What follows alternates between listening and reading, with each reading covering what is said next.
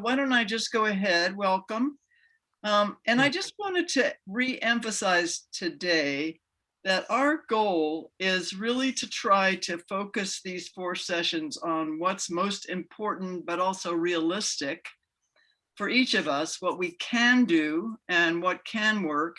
And we're really not going for perfection. You'll see in a lot of the handouts today and in a lot of the ones from before, there are long checklists of things that you could put together. And we're not saying don't do it, but we're saying we think that the goal here is to move towards readiness in doable ways that make the most sense for you and to be aware of what issues should be considered.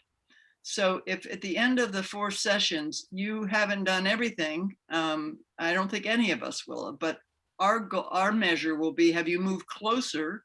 Do you know what is important to you and why? And are you moving in that direction? And so we're going to be sending out before the last session a kind of a checklist. What have you done from each session? What and just some notes on where you need to go next with that to help you with that. Larry, I just wanted to let you know we have looked into making this a fillable form. It's not that I don't have the right, it takes Adobe or. I just did it. I think I just did it. So we may be able to send it out later. Okay, so it took some Adobe and or Word Word 365 that I didn't have, but Chrissy's been working on it. So we may be able to send that out to you. Well, that's great.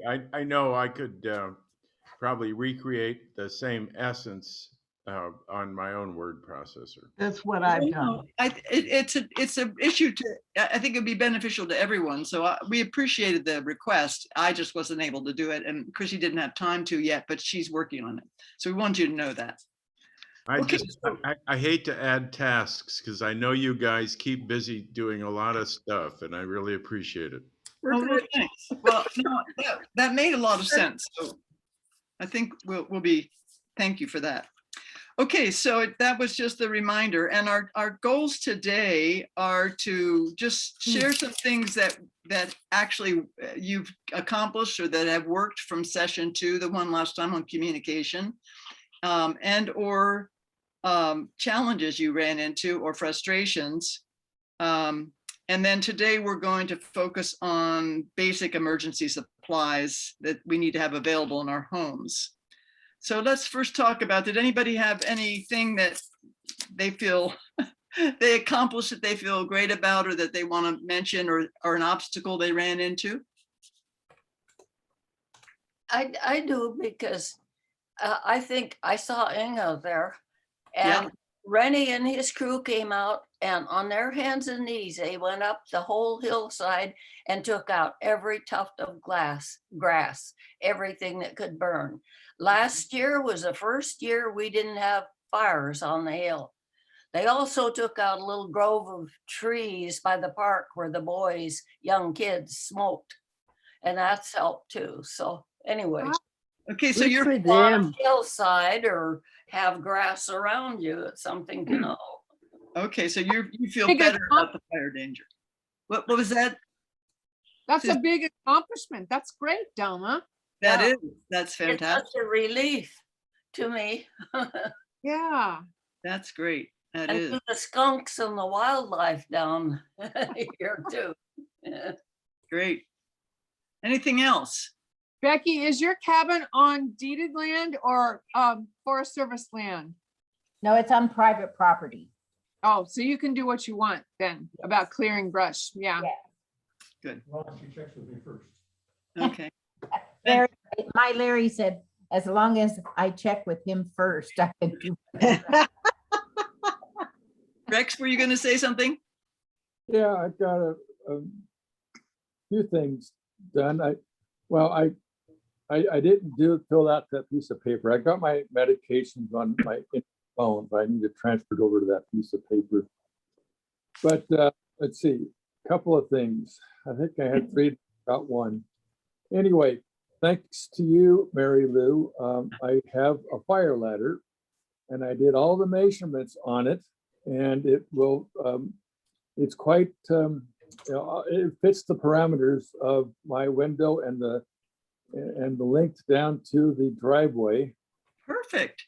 But Andrea and I looked at that. We didn't get the ladder out and put it down, of course, but we both looked at that and said, we'd almost have to be threatened with burning up alive before we would do something like that, because it looks scary. Yeah, well, you could always deploy it down and send somebody up to help you, but at least, Well, yeah, least we would it's an call the option. fire department and hope that they would get there in time to get us down. Yeah. But yeah, Okay. so Well, anyway. And then we've got some finances changed and put together. I don't go into all the details of that, but today I did. And this is something I've been having on my mind for some time, but I called, and next week I'm going to have Representative Generac come out here, make a final bid. And so if we ever lose power for whatever reason, we would be able to stay. oh, you're good. So you're going to get one of those generators? Yes, Oh, good. yes. So now we Yes, know we that, have- we know we that have- Rex is going to be, Rex might be fine. We might be able to go to Rex's house. But in an remember, emergency. we have an invitation to Inga's. Well, yes, Inga, you want to speak up about that now or later? Well, I sort of became the joke of the meeting because I offered that we have 3 indoor fireplaces and 1 outdoor fireplace. So we are not going to get cold. So that's a Keep in mind. good thing for you to know, Thing, yes. So if you Rex, need a little flame heat. Rex is the center for Sela and Inga's the center for Yakima. If we're all freezing cold, we can That's call them and right. at least ask if there's enough room for us to come and warm up to a cup of cocoa, right? Oh, yes, there's lots of room, but if you're going to stay very long, bring your own sleeping bag and air mattress. We've got 1 spare bed. Okay, well, we're not planning to spend too long, but thank you. Okay, so that's great. Those are good accomplishments. Wow. Anything else? How about frustrations? Becky? We did have the fire of 2.5 years ago up on the hill above us and it Uh-huh. in a mile. And we have access onto the sandy beach. And we just put a lot of things that were, all of our artwork, I want to say, that's what we took out first. And we took our things down on the beach. They got a little bit, some of them banged up a bit, but nothing that we couldn't fix tolerably. And we just were ready to be gone. And sure enough, at 3 o'clock on Friday night, there was a pounding on our door and we had to get out. And we were gone for what, 2 weeks, Larry? Yeah. Wow. It is important to have, you know, we always knew that was our escape route, getting on the beach. And then there's a drive away from the beach. So we wouldn't be trapped down on the beach forever. Yeah. But, So you took stuff down and then put it in your car? Is that what you're saying? in our car, and we had a trailer. We have a big trailer. Okay. Going. And so we had that too. And we had our medicines with us and those kinds of things. So it was, we felt like we were pretty well prepared because we've been up here like 40 years in the woods in cabins and it's just wherever you live or wherever you're staying, you need escape routes and how to call people and how to get help. Okay, that's a good point. And we're going to actually focus on evacuation next week, but Okay. we'll be back to make sure we remember everything then. But you know, today when we're talking, the assumption behind this sort of is that the supplies we're talking about this week is that you're staying put, at least for now. But we are going to talk about evacuation as well. Okay, well then, one thing that was challenging for me is I still have a I'm still struggling with what would be my distant contact? How distant should it be? Does anyone have any thoughts on that? I mean, are you thinking, I mean, it is your local contact, that's one thing, but your distant contact, is that what it's called? Mm-hmm. Yeah, I mean, are we talking, does it matter if they're in state near, I mean, that's different from someone you're going to go evacuate to, right? That's not a destination, that's just a person who needs to know. So it could be a family member in Seattle. Yes. Okay, that's what I wanted to clarify. Good. Okay, well then, we're going to start with the basic emergency readiness, and Deborah Ann's going to talk about food and supplies, and you've got that handout from her about rotating. It's called, isn't it called rotating? Keeping stocked up and rotating goods. Yes, this one, keeping stocked up and rotating foods. And she's going to talk about foods and water. Water, yes. Yeah, and you know, you can go longer without food than you can without water. So the recommendation is that you have a gallon of water per person per day. And don't forget your pets need to drink water too. So plan accordingly. They want you to have, it's recommended that you have a 2-week supply of water. So that's 14 gallons per person that you should keep. And I remember being prepared back decades ago when I lived out on the Kitsap Peninsula, you know, and we'd get these great big 5-gallon jugs of stuff. I'm sorry, anybody here can still lift a 5-gallon jug, please let me know. But so what we found in our research, Mary Lou and I, is that at Bi-Mart, you can buy the crystal Crystal laser. geyser. Huh? Also, Alpine spring water, crystal geyser. Yeah, crystal geyser, Alpine spring water in 1-gallon jugs. They even have them bundled, which I have to have them unbundled because I can't carry 6 gallons of water. But they come at 6 gallons for $5.95. So it's less than $1 for a gallon of water. And realistically, they will last for about 3 years. I think they're saying 2. 2? 2. I was Okay. thinking 3, but I think it's 2. I Okay. looked it up again. I think it's 2. Okay. All right. So 2 years. But at the end of 2 years, you can still use it for cooking or watering your plants, you know, whatever you need to do, and replace it. But that's like $14 per person for a couple of years worth of water. And you can still use the water. And You we can don't use have to have, toilet flushing too. yes, it does work very well for toilet flushing. Good point. Yes, I have done that. And, you know, and it doesn't have to be a disaster. My well pump could go out, or the city water line could crack and be shut down. So there's a lot of reasons why you might need to have water. And while it's a big thing to store, I find that the back of your cupboards in the kitchen or mine in my bathroom is where you can't reach anything. And that tends to be kind of hollow space a lot of times, or it's filled with stuff that probably should have been thrown out. So I put mine in my bathroom cabinet in the back where you can't reach. But in the case of needing that water, you can figure out how to get back there again and get it. So that's what I've done with water. So when you get your water, you need to put the date on it so that you know to rotate it out after 2 years if you haven't had a need for it in the meantime.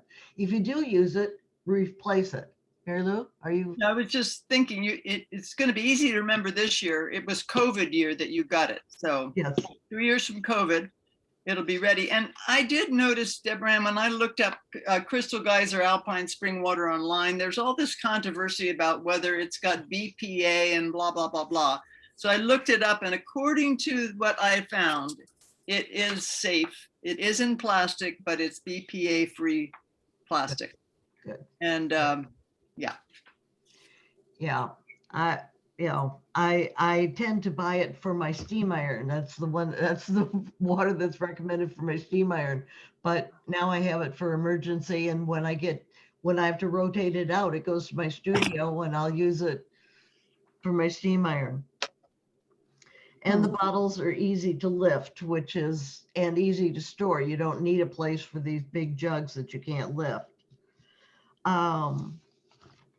So remember your pets when you're buying that water too. And never refill the jugs to replace the water, because once the bottles are open, they are contaminated. And just putting tap water in them, that's contaminated and it won't last again 2 years. So you have to buy new bottles of water. The other thing is food. And I know, Mary Lou will talk about, her freeze-dried food and things like that. I tend to be more of the, practical, what you need now. And so I tend to keep food around the house that I will eat normally and replace. And I've made a list, on your thing here of foods that you can keep around the house that I use. And I know a lot of people don't do a lot of canned foods, but I have to tell you, they've come a long way. And all of the foods that I have listed here do not have to be heated to be edible. I've brought a few of them out because things like Campbell's soup has come leaps and centuries. This is one of my favorite soups. This is spicy Thai chicken soup. It's thick and it's rich and it's got all sorts, it's got chicken and rice and vegetables in it. And it's not thin and watery and flavorless. It's actually spicy. And when I first bought this, it's got a tab, buy cans with pull tabs. They're easy to get open. But I had opened the can and put it in the bowl to put it in the microwave and thought I'd taste it. And I was really hungry and I tasted it and went, that's pretty good. And I just sat down and ate it that way. So it's, it's not impossible to eat just like this. So look for cans that have the pull tabs or have the old manual crank can opener. And I recommend this kind because what this does is, first off, it's got a handle that you can hold on to turn and doesn't hurt your hands. And when it takes the lid off, it takes it off. Even it might have bottoms here. Yeah, this one has a bottom. It takes it off at this seal. It doesn't cut this in here. You don't have a sharp edge anywhere. It takes the glue seal off here and separates the whole lid. So you've got the finished can edge and you've got the finished lid. So you're not having to deal with those sharp edges.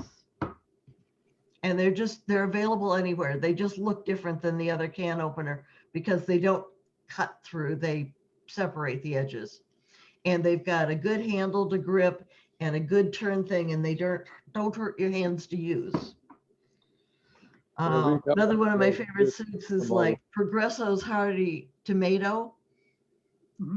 You can take a package of that pre-made rice, throw it in here. You could throw in there these packets of Star-Kissed chicken, white meat chicken. It's all cooked. It's not in water or anything. You could eat it right out of the bag. It's delicious. I open one of these, make a sandwich out of it. So, seasoned diced tomatoes, they have a lot of things that I've listed here. You can list your own things. And then I just keep them in the cabinet. What about trail mix? Perfect. It- Certainly. I should think so. Eat it and Well, replace that- it. Don't save it for some sacred event that might not happen. I just keep these things, I don't keep the packets of rice, but I could. But a lot of times I'll make rice and I'll make a big batch and I'll put it in Ziploc bags and throw it in the freezer. Rex, you said something earlier which we missed. What was that? I'm sorry, I was interrupting Deborah Ann, but I was saying we have those can openers, a couple of them. that does what she is saying, and it works very well. And it, and it does not leave a sharp edge at all. So Great. They're an wonderful, awesome- aren't they? we use it a Great. lot. You just get those can openers at Mart or Fred Meyer or, Probably about anywhere. I've had mine for years, Okay. you know, and also in your, conveniently located with your can opener is a pair of scissors for these bags with the little notch in them that never open as easily and cleanly as they said they would. Right. It's true. Amen. Yes, Yeah. amen. You pull it open and now you still have a closed bag. Yeah. Yeah. So anyway, so the foods that I've listed here are things that you can keep on hand, use when you go to the grocery store, stockpile them again, but you know, keep a stock of them. That way, if you're, you know, if you've got something to eat, if it snows, you're sick, you know, the smoke's bad outside, you don't want to go to the store, the pandemic, whatever, but you've got available food. If there is a crisis, you've got a stockpile. Also, if you have a freezer, you know, keep it stocked. The more food you have in your freezer, the more efficient it is. And when the power goes out, take all those newspapers you were recycling, jam them in the freezer. It'll keep it cold. And then when you want something, you quick open the refrigerator and take something out. And your freezer will last for, I have a deep freeze that would probably not thaw for many days if it wasn't opened. So those ways you can have food around, that's the food you're comfortable with. You don't have to decide what you're going to eat. You've got food that you're comfortable with. And this way, if you use the food regularly, you don't have to watch after expiration dates. And those are erroneous dates too. I know from working at the food bank that expiration dates mean a number of things. Most of them mean that the guy who's stocking the shelves knows to take things off the shelves by a certain date because maybe the quality of the food is going down, or the manufacturer wants to rotate its stock and make sure there's new stock on the shelf. For meat or for dairy stuff, the date means that that product will be edible for at least 2 weeks after that date, so that people can buy it up to that date and not die the next day. So, you know, they mean different things. You know, they put an expiration date on everything except toilet paper, I think. And it's got to mean, you know, really, you know. So, you know, don't get carried away by expiration dates, but it can mean that the taste of the food will start to diminish. You know, the quality won't be there, but at the end of the can is sort of convex, I would say throw it out. The other thing to keep around for a disaster, of course, is all those things that we've learned about during the pandemic panic. You know, the bottom of this list of, you know, find a place to keep that bale of Costco toilet paper. You never know when somebody else is going to hoard it too. And, you know, some pet food and sanitary bacterial wipes and hand sanitizer and dish soap and hand soap and all of those things that, you know, you don't need to go and buy the Costco size thing of dish soap, but just have a good sized bottle and don't wait till you're down to the drips to buy a new one. Just be reasonable about keeping enough around for, say, two weeks or a month on top, you know, of just your regular stock, and you'll be fine. If the disaster's longer than that, you're probably going to need to relocate. So you're not going to need that much, but just reasonably keeping your house full enough that if something happens, you would have a decent amount of food to eat for a couple of weeks.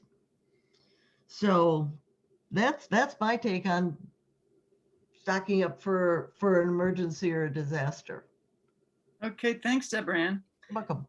And now, the one of our goals here is to contrast Deborah Ann's practical side with my exotic side. When I see the box of dehydrated food, I think, wow, this looks fun. Cheesy macaroni, 4 servings, pasta Alfredo, savory stroganoff, 8 servings. And it's got shelf life of 25 years, $59.99. It's got, let's see, 124 servings of food, beverages, and desserts. 25 years, I can leave that to my grandson. He can take it camping. That's my take. Okay, so I just want you to know there's choices. To me, I love to cook, so this sounds really interesting. I'm wondering how good that savory stroganoff is, but I'm not quite ready to crack the box open yet. Go ahead, Becky, take your, unmute yourself. You Unmute better yourself. get that in your will, Mary Lou. I'm putting it in my will, yeah. Well, I am not in favor of cans, even frozen cans of fruit juices. I believe that we really need the fruit. And so if having it in a straw is the only thing that is going to have fruit flavors to you, but try to have some of the bulk of the fruit itself. Mhm. And think fruit any way you can get fruit in while we're in a pandemic kind of thing. Well, you could buy, those fruit jerkies, or you could buy dried fruit. Mhm. You know, Absolutely, those Dry are food would be a good idea. I great. I can my own juice. Mhm. Okay. I juice my grapes, my currants, apricots. Oh, well, you are extraordinary. You're wonderful. I envy you. That's just wonderful. I'm just saying the little cans of things that you would buy. Right. Uh-huh. You are doing your own, and it's got to be better than from a factory. But Yeah, the and thing that's is, where you can get Deborah with Ann's you can approach get is by. saying, What? yeah, Go on. your approach, Deborah Ann, is use the things that you would already eat at Right, home. right. Mine is the exotic camping example, and hey, That's right. you get to choose. You can. And we're talking about, 2 weeks worth of trying to get by in a disaster. You may not get mango juice in the morning. It's just the way it is, You're probably not going to have your brewed coffee either because the power's off. Right. So you may have to use the Starbucks singles and hope you can get hot enough water out of this faucet. Yep. Go on. Well, we were up here planning what we would do in case of any Mhm. person. We firewised and did things like that. And then another panic was down in Texas in the winter, in the freezing, and they had no water. They had, it really bears doing some thinking so you have a reserve somehow, because who would have thought? Yeah. That Well, would happen in Texas. On that note, Becky, I'm very proud of my grandson, Francis, who was in that Texas cold. And he decided to grind his coffee beans with a mortar and a pestle. So Oh. it goes to show it brings out the creativity in people. Yeah. But I wanted to say that one of the considerations you have to have with my approach, my exotic approach, is what is your heat source? Because I think at least certainly the pasta Alfredo wouldn't taste very good dehydrated. We need some hot water for it. So you need to think about what your heat sources are. And in a minute, we're going to turn to our next person. Susie's going to talk about heat sources. But you got to think about where you're going to get water and for coffee, whether it's Starbucks singles or whether you use a mortar and pestle to grind it. It doesn't really matter. The point is you need to have hot water if you're going to have coffee. So should we move on to that, or are there any questions about this I first? have a quick question, I Yeah. hope. Why does water go bad? Why does it go bad? It's not the water going bad, it's the plastic. I think the plastic starts affecting the taste. Oh, You can buy water Right. in canned water. It's Yeah. pretty expensive, but it does last for a long time. so you're talking about the interactions the water has with the jug, plastic jug. is what- Container. Yeah, yeah. Oh, okay. But you know, I just think when Deborah and I first started thinking about this, I mean, $7 a year I mean, is what it boils down to. I mean, it's a lot more expensive if you get canned water. And I mean, if it's important to you, do it. But I mean, that'll be aluminum cans of water is what it would be. Right, right. Yeah, It's hugely expensive, and then you had an awful lot more to store. Yeah. And, yeah, I Okay. thought I read somewhere in all this stuff that, I don't know whether some of the oxygen permeates through the container or something, because they were talking about if you had water that was kind of old but unopened, you could pour it back and forth between two clean containers, and it was supposed to make it taste a little better because you sort of re-oxygenated it. probably I should boil That it. was here, or I don't think I was reading anything else, so I think it's in one of these pieces Oh. of information someplace. And then I have a question. This example number 2 that you were talking about, Mary Lou, this is actually something that Costco sells, and this is exactly what's in it. So Yeah. for $60, you get this stuff. Yep. It's in a square plastic bucket with a lid. I So see. is that Pick up in the and take store with you. or is that online? Can you buy that? Got it in the store. Karen tipped me off, said they've got a good bucket of food at Costco, and I went over there and picked it up. But they What's might it have, hard to put that in? pardon me? I looked casually for it. What department? Where do you in the store? You know, it was out in the main area. I think it must have been but you might have to ask about it. But I can give you the name of it if you want. I check at their online thing or just ask them because I'm sure they still have it, but may not be out right now. I'll bet the online thing will work. Yeah. And you can pay more than this, but that was a pretty good deal, I thought. What is it called? It's called the Dehydrated Emergency Food Supply. Okay. ReadyWise. It's ReadyWise, and it's up to 25-year shelf life, and it's from Costco for $59.99. It's a bucket with 124 servings, and it's got also has apple cinnamon cereal. Not everything in here has to be hot water. It's got whey milk alternative. It's got orange drink mix that Becky wouldn't want us to drink, but we might have to. It's got vanilla pudding, creamy yogurt style dessert, and freeze-dried apples. Those would be good for us. I'm going to guess that it would be a good idea if you get that bucket to try eating the food before you wait for 25 years. Yeah. You know, Larry, you also like give that advice on the good about returns. So if you thought it was disgusting, you could turn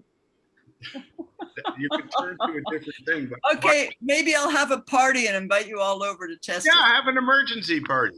That would be Oh. fun. This sounds- party is an emergency. Yeah. So, Well, Larry, last time you got me to get my ladder out, and as a result of my getting my ladder out, it ended up at Rex's house, and he now has it. So that's the song. Your questions are very That matter isn't going to do you much good if it's at Rex's house.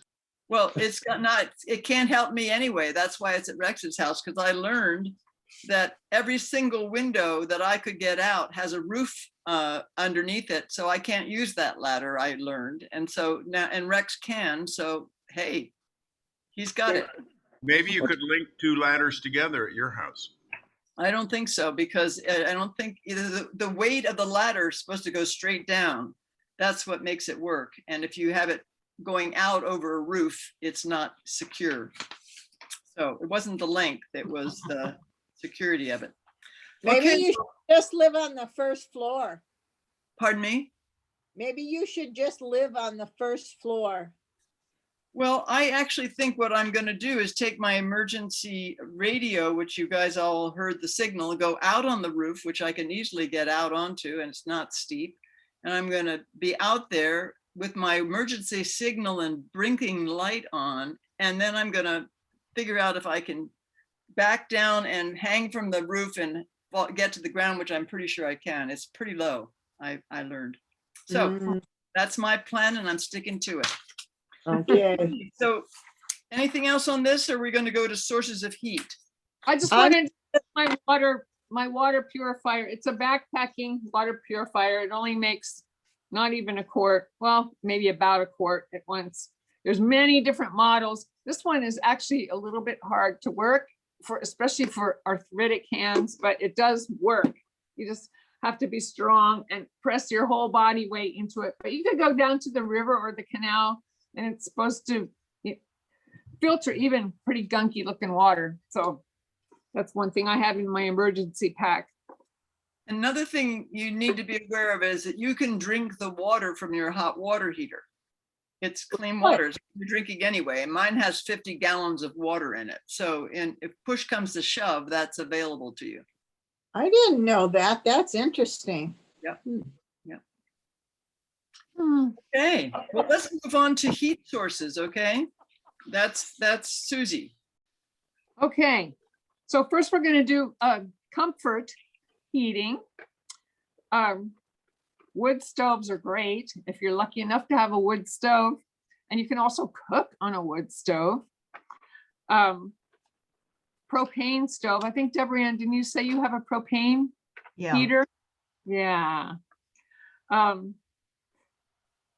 Fireplace is good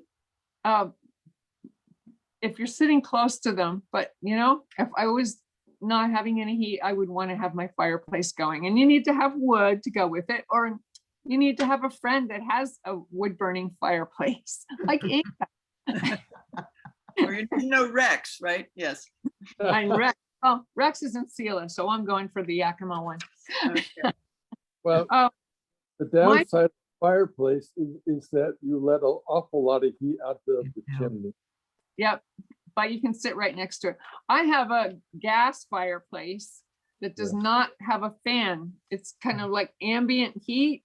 It takes about a half an hour to warm up the room, but once it's warm, it's really nice and warm.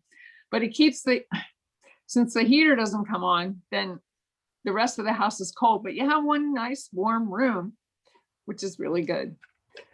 So talk about gas furnaces. Do they work without electricity? No, Okay, You have that's to have important a for us fan. to remember.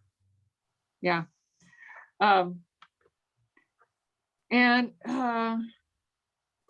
Okay, so there's also, you can put on a hat, you can wear a down coat, got to bundle up, get in your sleeping bag or quilt and sit near your fireplace, or just if it's only a couple days, you can huddle down in your bed like when you're a kid and you read under the covers. That's something. You have to get up and go to the bathroom with your water that might freeze, you can dump it down the toilet.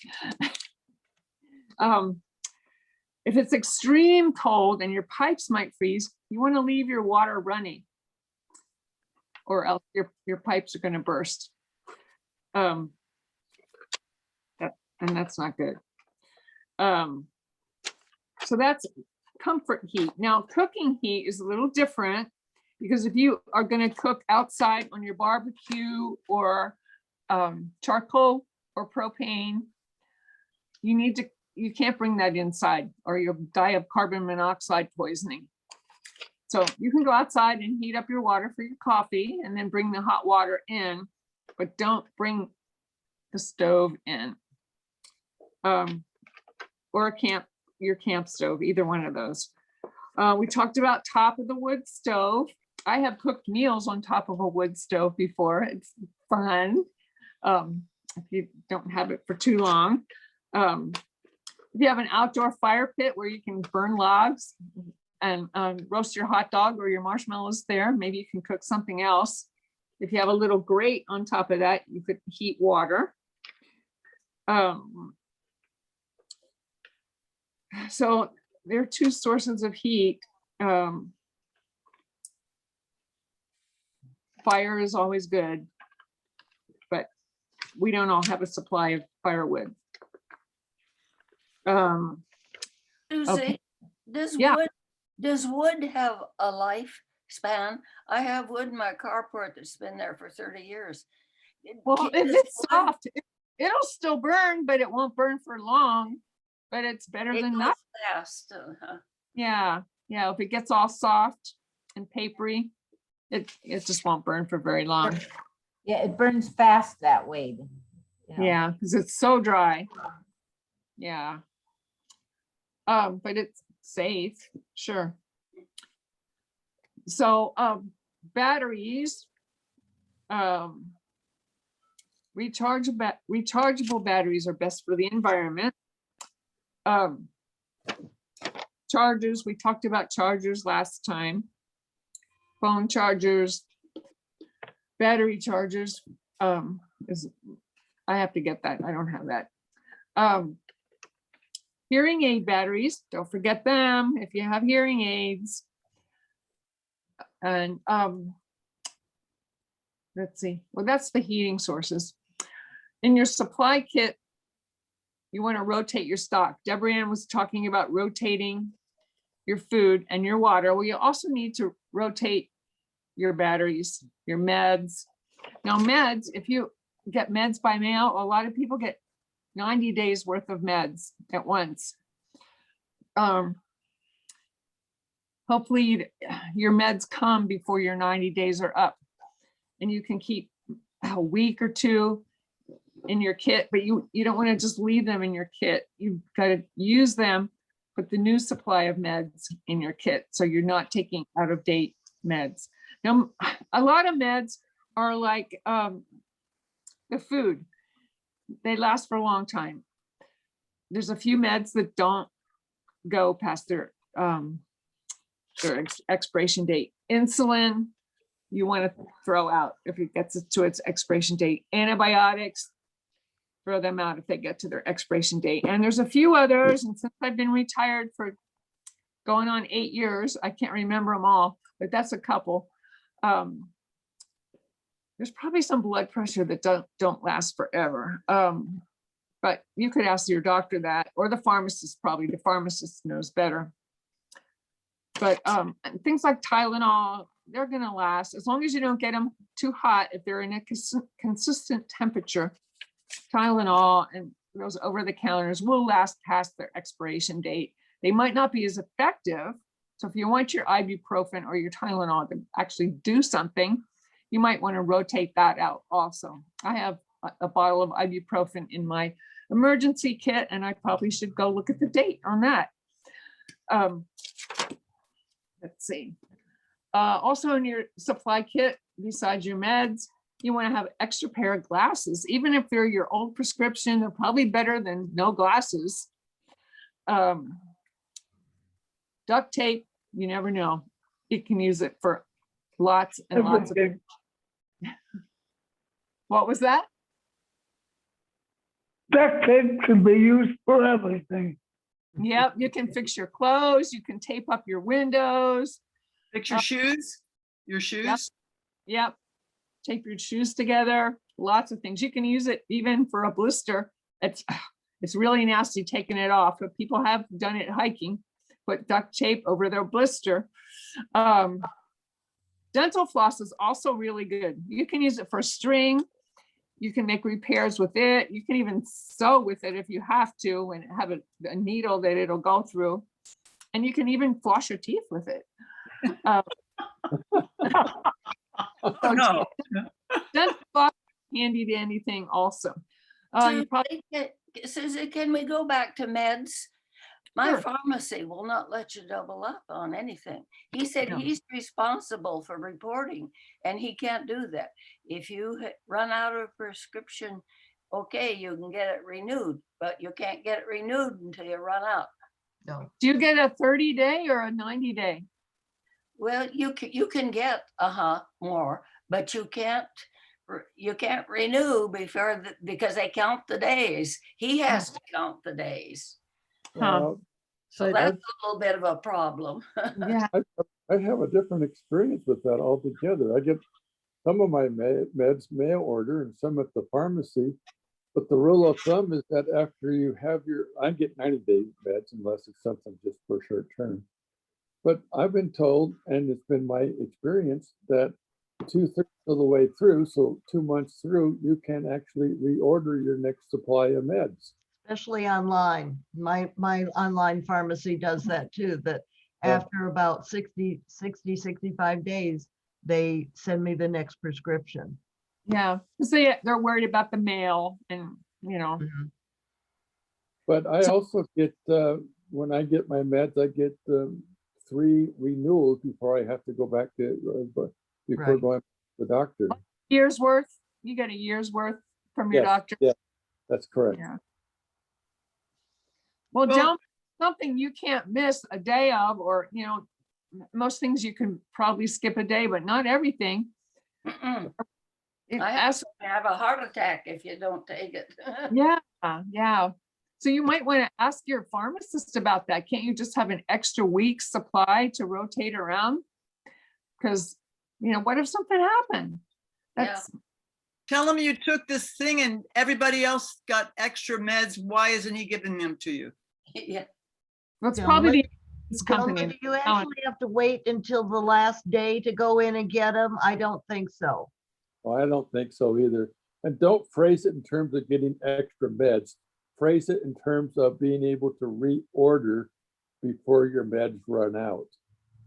My Yeah. pharmacist told me that he has to account for them. Yes, to he does, do but the you should supplier. be able to You get it can't when you double had up about a on week people. left. Yeah, say you need a week's, that you can't depend on getting down there. You need at least a week grace period when you, so that you can, and he can keep track of them. You're not gonna abuse that. Yeah. And if you go on vacation, what do you do if you go on vacation? You need a 2-week supply or however long your vacation is. So I would Mhm. push a little bit on that if you have time. Maybe try a different pharmacist. Yes, I was thinking that too. That sounds good.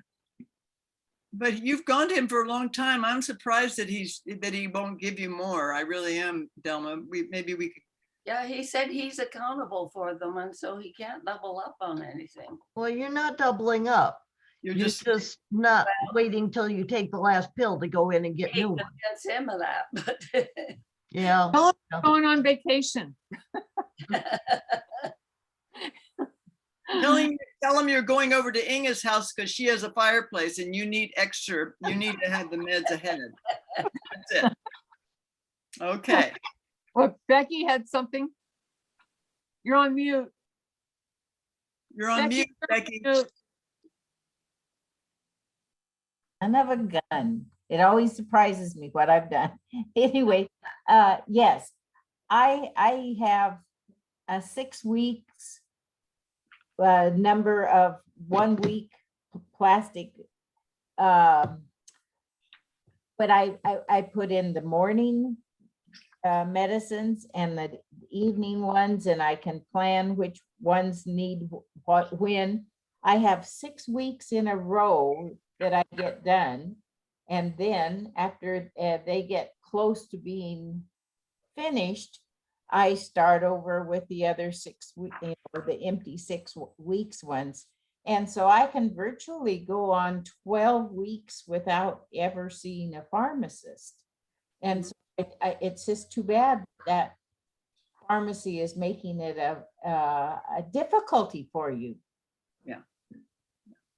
The only thing might be opioids. They're pretty strict opioids right now. I get Yeah. 90 days by mail of those. But you're not taking opioids, so that's not the issue. No, So, and I don't, and yeah. Okay, back to I think Susan. that's all I had. Get your Okay. extra glasses, extra batteries, dental floss, duct tape. Rotate your meds.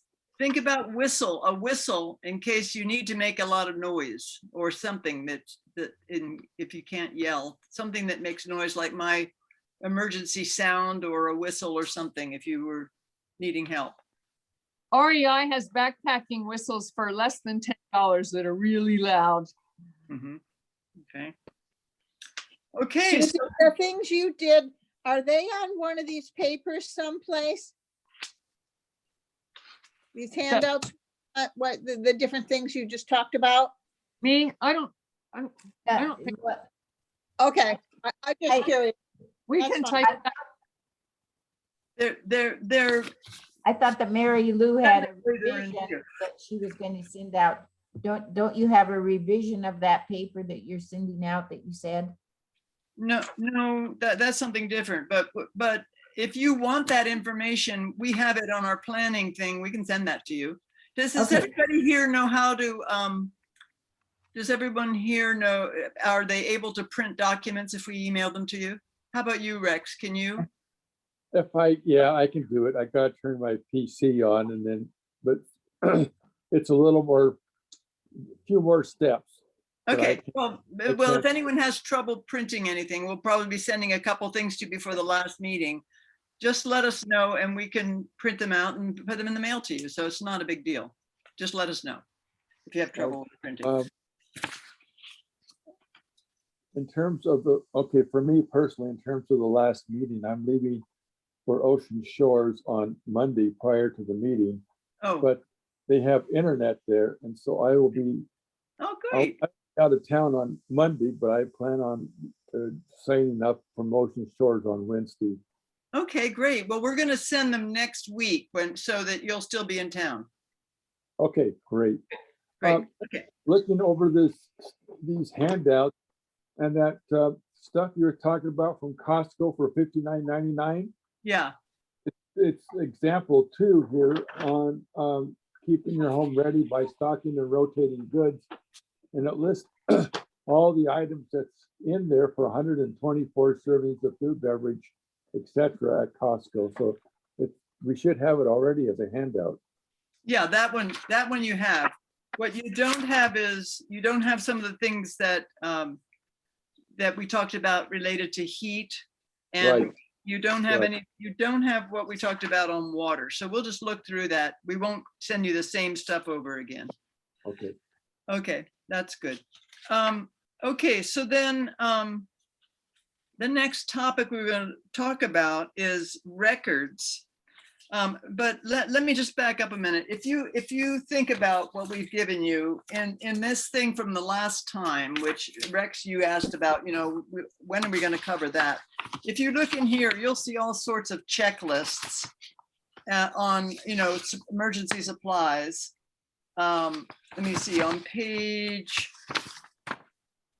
page 8 and 9, you'll see a bunch of disaster supply kits. And there they have important family documents, and they have stuff about all sorts of things. And we aren't trying to cover every single thing. You have this checklist.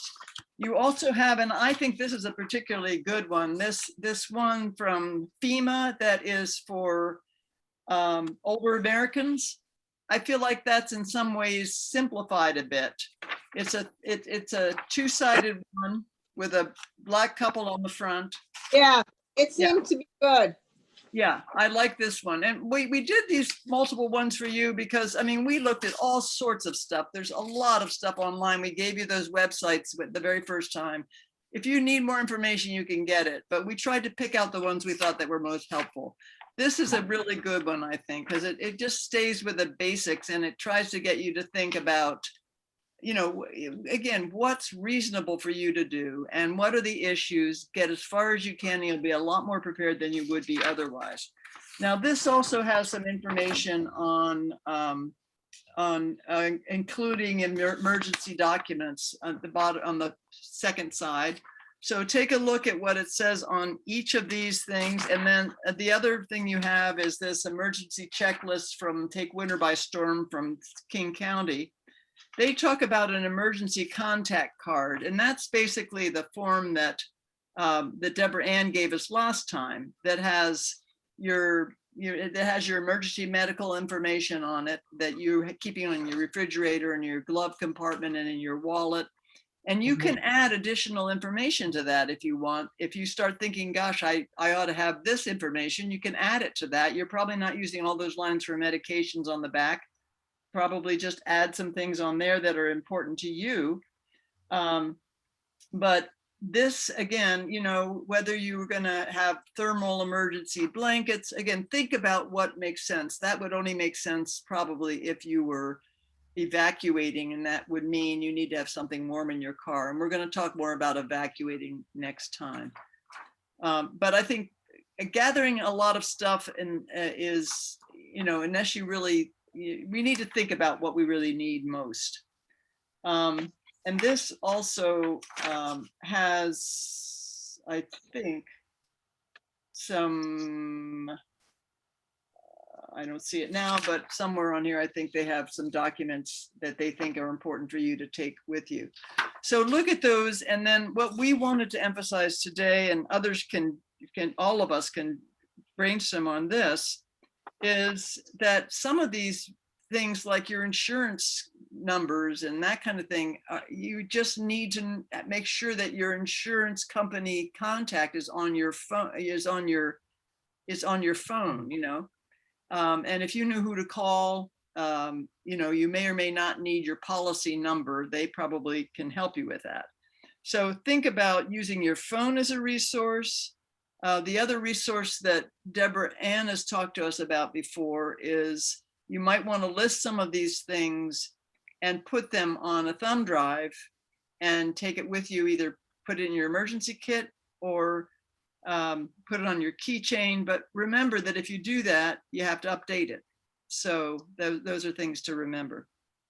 So between your phone and you may perhaps, I mean, I'm taking my computer. Mine's a very lightweight computer. If I have to go somewhere, I'm taking that with me.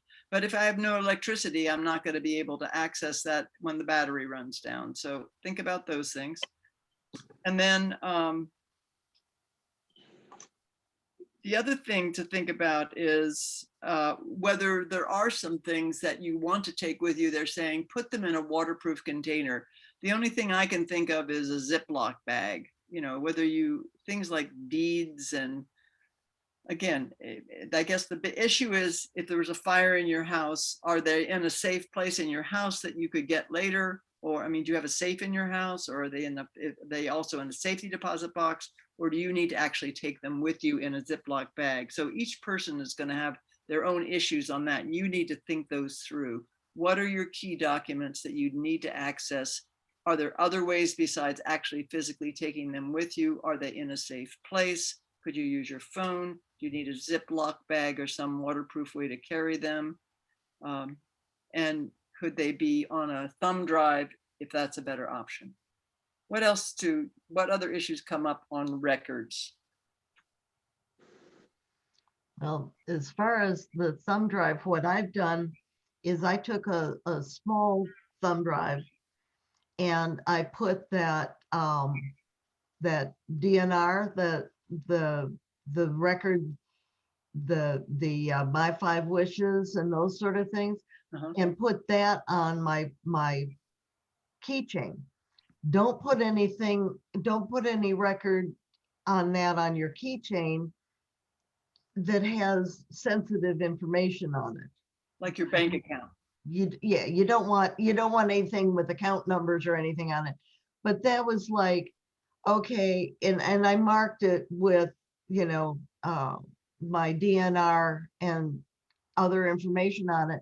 And then I taped the end of it because it kept wanting to poke out and I don't need it to get contaminated and stuff jammed in it and stuff. So I taped the end of it, but it's on my keychain and it says DNR, so that if something happens, even though I have my emergency sheet that I did, I have that in my wallet, but this is right on my keychain. And I thought it might be handy to have that right there. But it doesn't have any sensitive information. It has saved my life information on it. In our tech tips group, we're working on safe ways to keep passwords and accounts like that. And we're talking about well, there are password managers that you can do that you can do online, and I don't know a lot about those, but you can password protect Word and Excel documents. So we're not going to talk about that today, but if people are interested in that, let us know. And we will have information on that eventually. Mary Lou, what about cash? That's another issue we were going to talk about. The Oh, reason to have cash on hand is that, I mean, someone visiting me this weekend pointed out that, more than ever probably before in the world, the idea of some kind of cyber attack from another country that disabled all of the internet is a possibility. So if you couldn't get into your bank accounts, if you couldn't use your credit cards because there was an electronic blackout, or if there were an electrical outage that lasted a long time and you couldn't use a bank card, it probably is a good idea to have some cash on hand. So think about that. Small bills, Pardon me? small bills. Small bills, yeah. Small Yeah. bills are best. Because somebody won't give you change for your $100 bill. Right. Unless you're shopping at the Plaid door. Oh, Last time I worked, 2 different people gave us $100. oh And my when the third person tried to do that, we just had to say, I'm sorry, there's no way we can change that. gosh, good for you. So get small bills. Then the other issue that I really wanted to talk about for a minute, and then we're going to open it up to questions and comments, is, where are you going to keep this stuff? I mean, there's 2 issues on this. One is, I know where my cash is. I know where my food is. I know I have a backpack that has a lot of my emergency supplies in it. But when it gets right down to it, that the things are, and the food's in the pantry, right? And the water's in the basement. And, so just remembering where things are, number one, or trying to consolidate them see if you can think of a place in your house where you could put most of your stuff. I do have kind of a washer dryer area where I'm thinking of trying to clear an area where I would put most of my stuff there, and it'd be easy to get from there to out the door if I needed to leave. So one issue is, where do you store it in your house? Another issue, which we'll talk a little bit more next time, but is also important, is what can you actually take with you? Can you keep stuff in your car? What can you keep? What can you not keep in your car for evacuation purposes? So storage of, and that's one reason why I'm not real crazy about, sleeping bags and blankets. I mean, yeah, you would, if you had to evacuate, you'd need to make sure you had warm things in your car, and you need to be able to readily get to them. But start thinking about how you're going to track that. If you put all these handouts we sent you into some kind of a folder, a red folder, or a manila envelope that has a clip, maybe you can have a list there. Okay, this is where I'm keeping this. This is where I'm keeping this, so that you could go through it really quickly if you needed to. But think about that. Other ideas on that?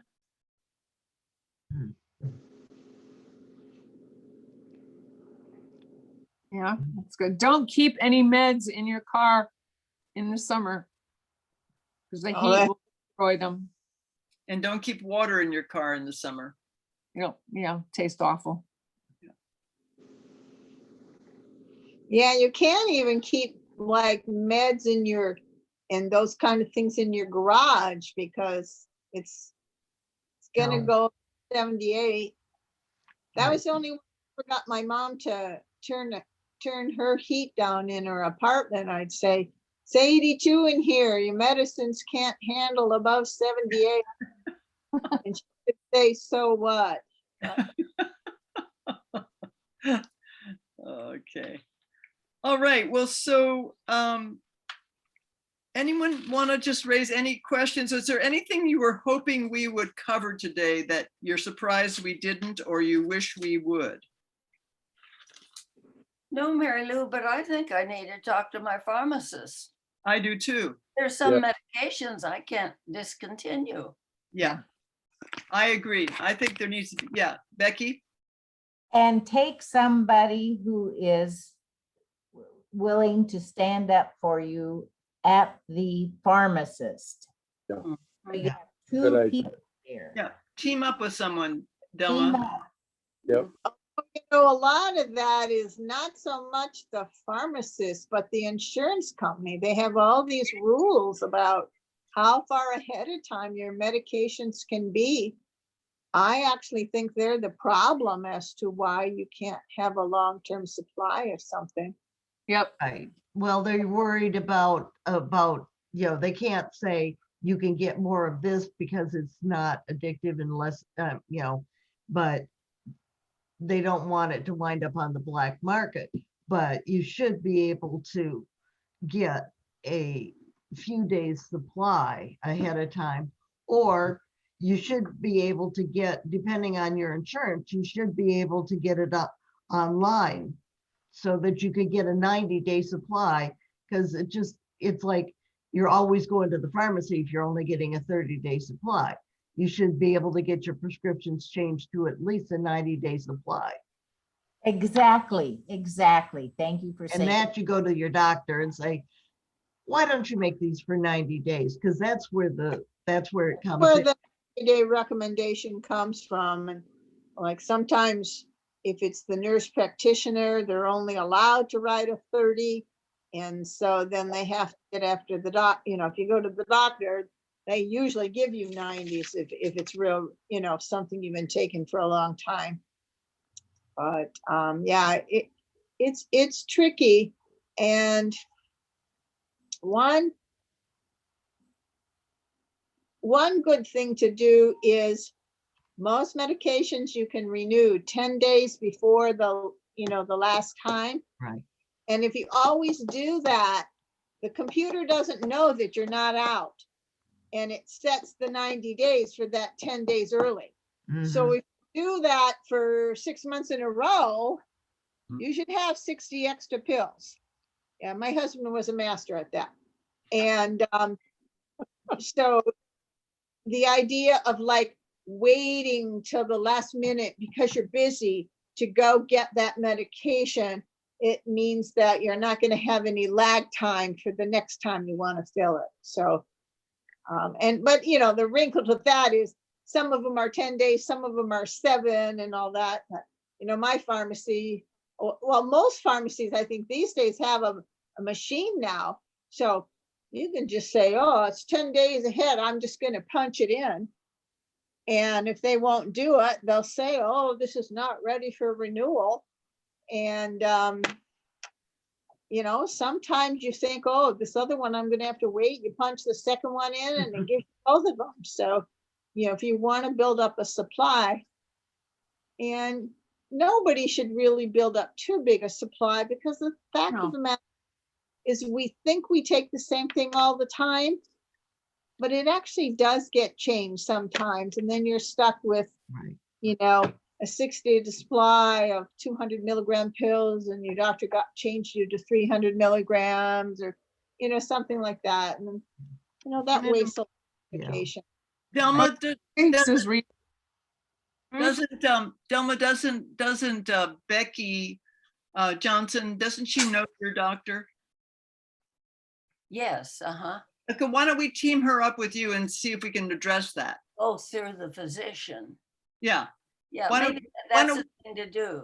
Yeah, And then I we think can use the organization as our backup, see? Can we do that? Yeah, well, I'll see if Becky will team up with you since she knows your doctor. I think it might make sense. He started with my husband 100 years ago. I mean, it isn't that I don't know him. Yeah. You mean the pharmacist, right? Yeah, but he just said according to the law, he can't do that. Yeah, well, we'll get Becky on that with you. I think that might work. Okay. I had 2 little things I wanted to mention. One was, I don't think we actually talked about first aid kits. Susie, what do you think about first aid kits? Are they worth having? Yeah, if you don't want to put your own together, they have bandages and some kind of ointment and probably scissors and tweezers and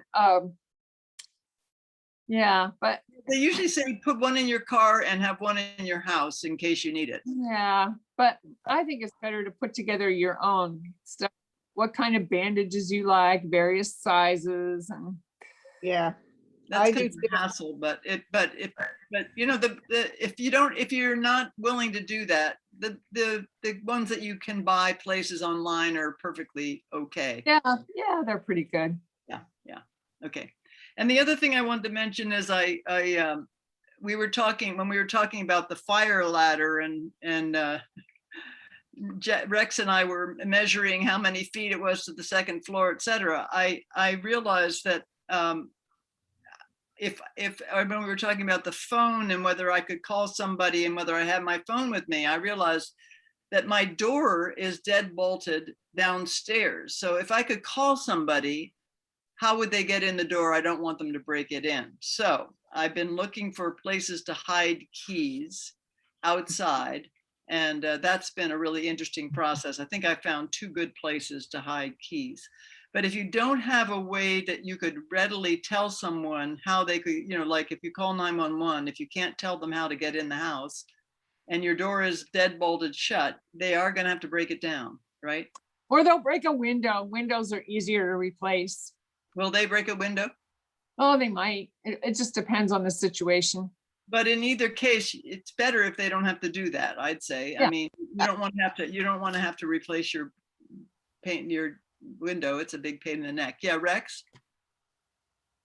We have on our front door on a knob, it's a padlock that sits on, that locks onto the handle. And we have a house key there that will open up inside the lockbox.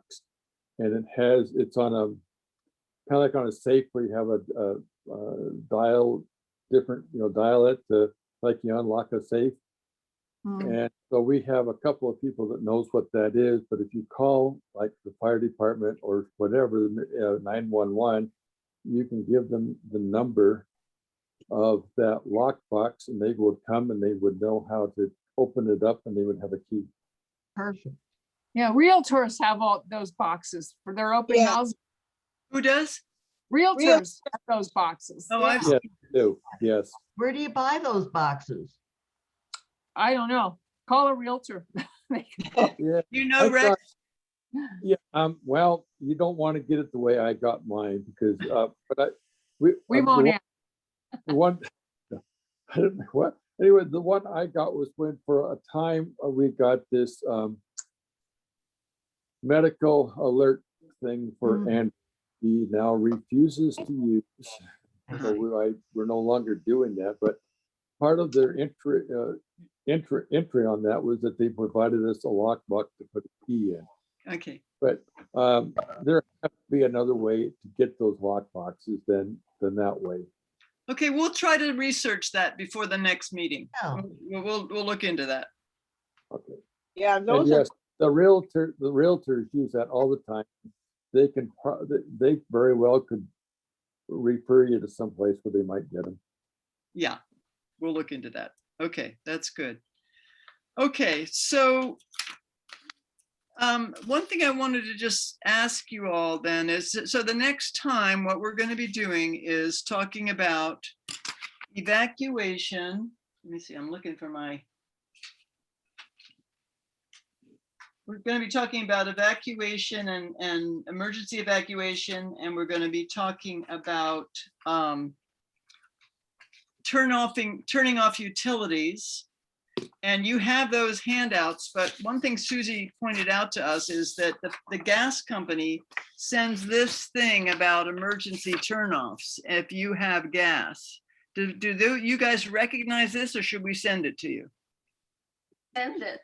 Send it? Okay. I have one. I was thinking maybe I needed to call my gas company to find out specifically where mine is located. That's what Okay. I was thinking. the Okay. one the gas company sends out, I don't think they're on a sheet of paper quite as big as that. No. This is just a No. card. It looks like that. It's a card. It's like a, Card. I don't think I got one of those. But you might have misplaced it. So we'll send you a copy that this is a picture that Susie took. But it's interesting because it says what you should and should not do. And it specifically says, knowing how to turn it off and actually turning it off are two different things. They don't recommend that you turn it off unless you really need to, because you can't turn it on again. They have to come turn it on. So we'll Right. send you this, and we'll also send you just a couple of the notes from today that weren't covered in the handout, like the water, the information about where to get the water, and the some of the information that Susie gave you. Susie, you're going to have to help me with some of that, but I'll take a stab at it and you can edit it for me. Water and heat. And then the other thing Becky showed that what I am going to send you is just kind of a checklist for you to try to sort through what have you done that we suggested and what have you not done. So it'll say session 1, for instance. Okay. Have you signed on to the emergency alert system? If you don't want to, that's fine. But have you? Have you found the place where you're going to keep your handouts? And then there's a place for you to write notes to yourself about it. So for each session, we're going to have one of those for you to get in advance, so that you can sort of sort through what have I done, what have I not yet done, and why. You know, that the why is up to you. You know, nobody's ever going to be perfect about this. So what's left to do that I want to take notes on. And then the other thing that we want to add to that is,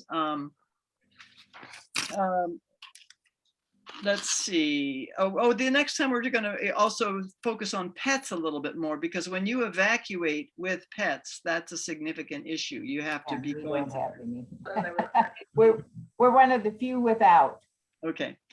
And then, but the other thing that we're going to ask you to think about is if we ever decided to do emergency planning 102 as opposed to 101 for YSNN, are there some things that you wish we would have covered? And you can let us know that. And you know, we're not going to do that right away. We're going to call this good after the next session. But we are interested to know that if this was helpful, you know, if you think there's some other things that would be good for us to focus on. So I hope I explained why, you know, that again, I think this FEMA handout is particularly good because it's specifically geared to older adults. The other checklists we thought had some thought-provoking ideas on them, but whether you are going to be trying to do all those tools, the main tool we think you need is the tool you need to turn on and off your utilities, your gas specifically. But we're not, you know, you can look at these and think about whether there's other things you think you ought to have. But we're not going to spend a lot of time on that unless you need that to happen, and in which case we'll see if we can get some more resources on that. Okay, Deborah Ann? Yeah, I would recommend that for the people who haven't been to the other sessions, reading the handouts is good, but go back and look at the other sessions, because a whole lot of information, the handouts are just the bare bones outline. So go back and look at the other sessions to get the information that we've given you. Actually, that's probably better. And take notes. They're on the website. Every time, if you click on, Chrissy, are you going to send them when you send them, when we send out the handouts, will you send them the link to the 4 sessions? Yeah. Yeah. Chrissy will Okay. send you the link to the 4 sessions. And actually, that's probably honestly a better idea for us to do that than try to send you the other notes from today, because you can just listen to them. Take notes from the sessions. Yeah. And if you missed something, go back and look at the recording. You can always zip through it. You can move it across. You don't have to listen to the whole thing. Okay, so what you will get from us is you'll get the emergency shut off the gas, and you'll get the planning summary of what you did and what you still want to do, and questions that are sort of outstanding in your mind about that you think if we did this again, you think we should address, that kind of thing. One question, what if Yeah. you have an oil furnace? What if you have an oil furnace? Will that work without electricity? I don't think so, because it has to Still have a needs a, blower. it has a still needs a fan. blower. It has to have- No, No, it won't, will it, Mike? no, it won't. It won't work. Mike says it won't work. I think she's asking, does it need to be turned off in an emergency? And I think the answer Oh. to that is no, it doesn't.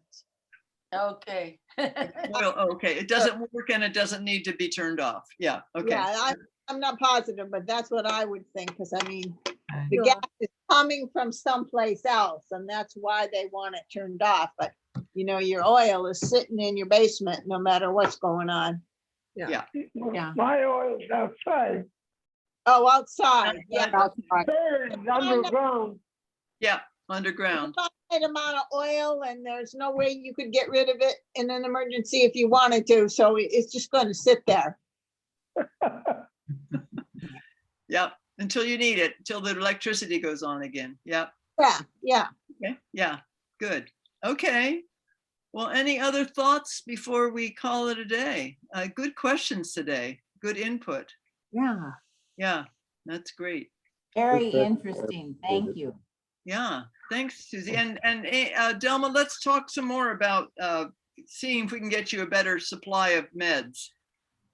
Okay, we just need to tell him, I think that he could find a way if he knew. could probably Well, I think getting a 90-day supply will help a lot. You don't have to repeat this every month. Yeah. Yeah. And you could mark somewhere where when you have to do it again, you know, or get a, yeah, so that you keep a regular schedule. I like that idea of if you do it the same time every month or every 3 months, it is on a regular basis, you end up with a little bit bigger supply. Yeah. Hold up. All right. Well, thanks everybody. This has been a good session. And the other thing we will send you, if Chrissy's able to do it, is a fillable form, by which I mean, you know, the emergency information thing that Debran designed, but it'll be, you can fill it in on your computer, print it out and keep the form and use it update it there. And you don't have to make copies of it to do that. So we'll send you that fillable form and the summary handout and the gas one. And that'll be early next week. Okay. Okay. Thank you. Fantastic. Thanks, everybody. All right. Bye. Bye-bye. Take Bye. care. Thanks. Bye-bye.